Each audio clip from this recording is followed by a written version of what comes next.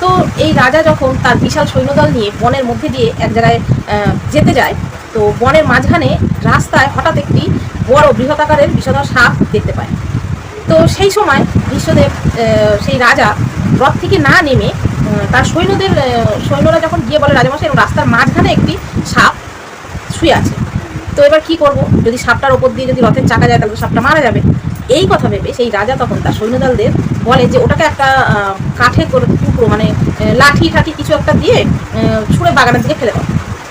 তো রাজার আদেশ মতন সৈন্যরা তাই করে। একটি বড় দণ্ড নিয়ে, বড় একটি লাঠি, একটা দণ্ডাকার একটা বড় একটা লাঠি, বড় একটি দণ্ড দিয়ে লাঠিটাকে সাপটাকে পেঁচিয়ে ছুঁড়ে ফেলে দিয়ে তারা চলে যায়।